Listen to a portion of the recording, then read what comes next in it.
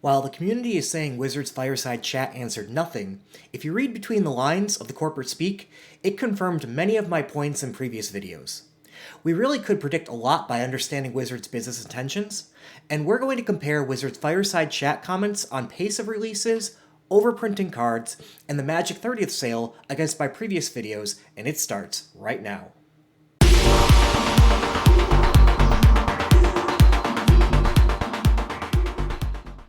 First, Wizards addresses how they will continue with their pace of set releases. But before we cut over to their clip, I want to remind you all to like and subscribe. It really helps my channel grow, and I greatly appreciate all the engagement I've received from my fans on videos like this. Now back to the video. Now, all that said, when we look at how we think about growing Magic over time, Cynthia would be the expert at this, but I don't think it's about raising prices on Magic cards or raising prices on Magic packs.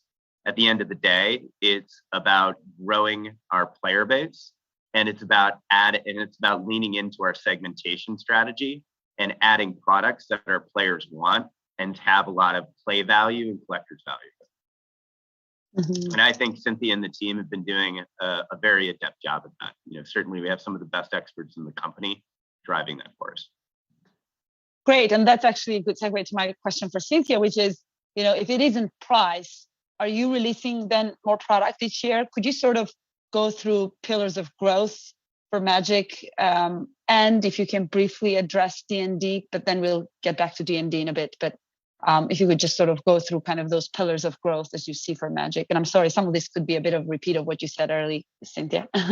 Absolutely fine. Our growth is coming from both our customer and product segmentation strategy, which is backed by a lot of the data and insights into Magic's different fan bases.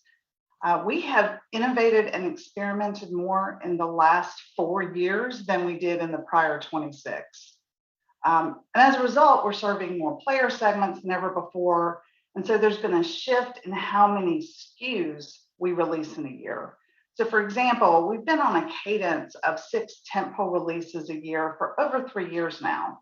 And there are major releases that have the most to offer every kind of Magic player.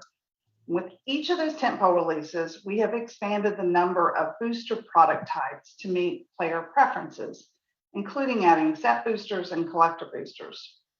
And then we'll have smaller print run products sprinkled between those tentpole releases that are opt-in, depending on what type of player you are and what resonates with you. So we have a collectible product line called Secret Lair, and we do some smaller sets like Infinity that fall in that category. But if I were summarizing it, I'd say our growth has come from monetizing more player segments and not just from increasing the spend of the same core set of players. And our product release schedule really reflects that. Growth of Magic isn't about raising prices, but product segmentation targeting different kinds of Magic fans. More SKUs for different kinds of Magic fans. This matches what I said in my previous video. Let's take a look. The next point the community brings up is how many different sets and too many variants of boxes there are. I also agree it's too many sets for any single person to keep up with. Where I differ is the opinion on what Wizards should do about it. People play Magic in different ways. I happen to primarily draft. If Wizards held a vote and said we had to do away with all but one product, I'd say you should keep traditional set draft boxes. The collectors out there would be astonished and say, what about collector boxes? Those are the only boxes that have any cards of real rarity. The players out there would be astonished and say, what about set boxes? Those are the only boxes that have powerful cards at a remotely reasonable price. The Commander players out there would say, what about my Commander Legend sets?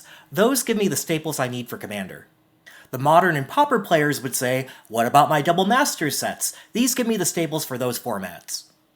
My point is, there are many different ways to enjoy Magic, and too often people assume every product is made for the way they like to enjoy playing Magic.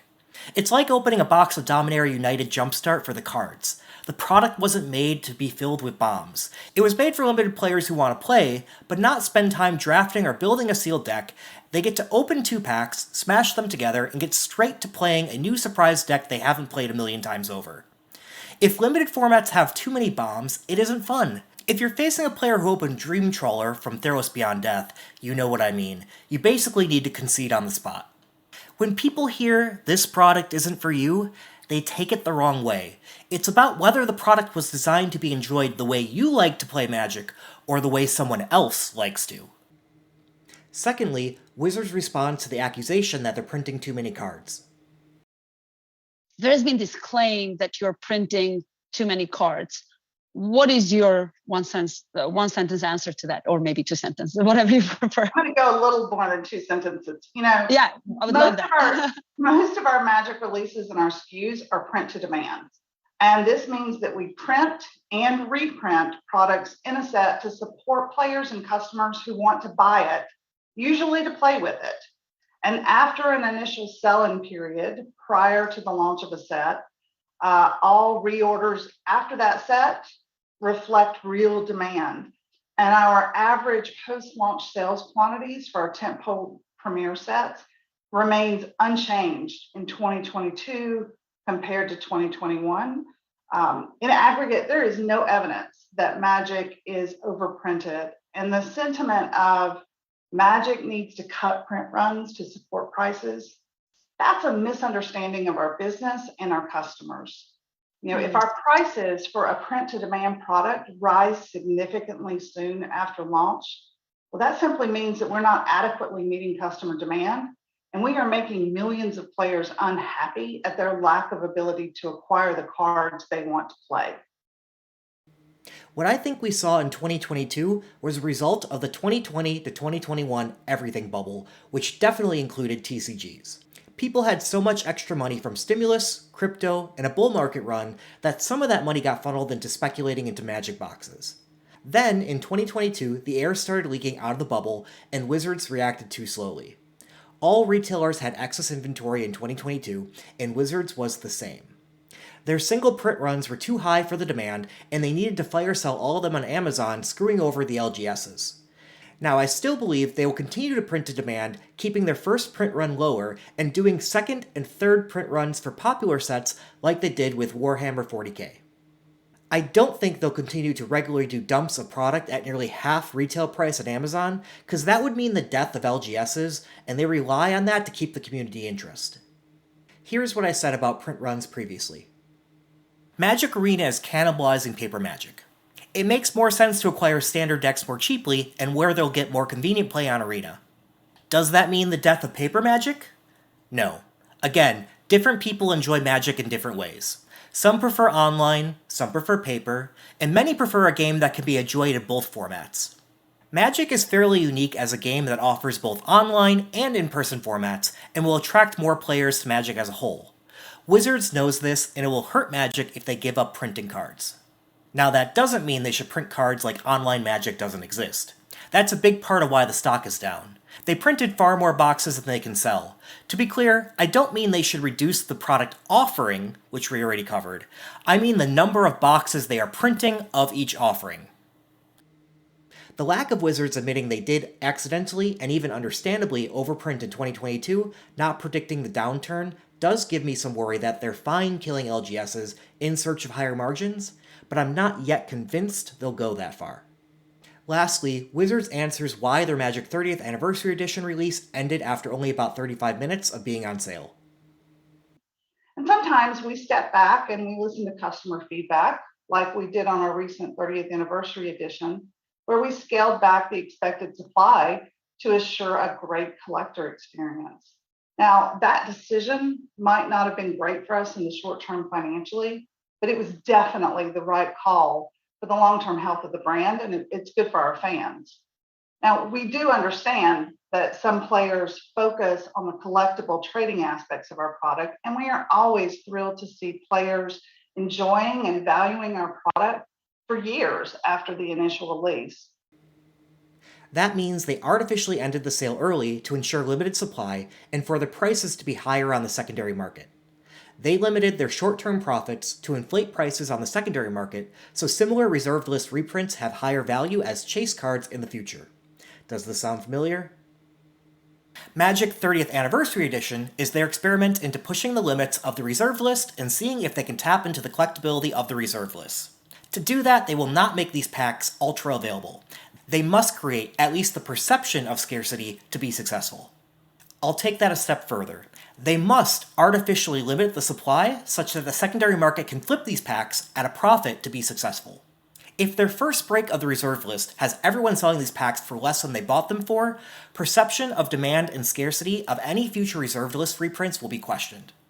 A Redditor by the name of MTG Salesio reported that 1,936 of these boxes sold. While I do find it more likely this was a troll post than a real one, given there's no evidence of credibility given that I've seen, let's imagine what that means if it's true. These MTG 30 boxes are close to 100% profit. That means Hasbro made $1,000 times 1,936 boxes for around a $2 million profit.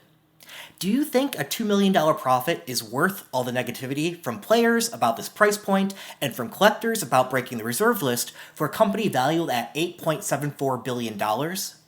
No. This is a test to identify the demand and the feasibility of pushing the reserved list further in the future. I think that like chase cards like Hidetsugu and serialized cards, they're considering placing reserved list collectibles as chase cards in future collectors boxes and needed to test the market response first. So did it get pulled to save face? I think not. I think it got pulled to create artificial scarcity. Do I think it sold to Wizards' expectations? While I think they were testing the expectations, I imagine the market for this product was small enough to surprise them, like it has been with all the other printings of sets over the last couple of years. Will they be selling it in multiple waves? I don't think so. They didn't sell the Legends boxes in multiple waves, but I do think they have a lot more of this product in storage and will use them for events and slip them into future product offerings.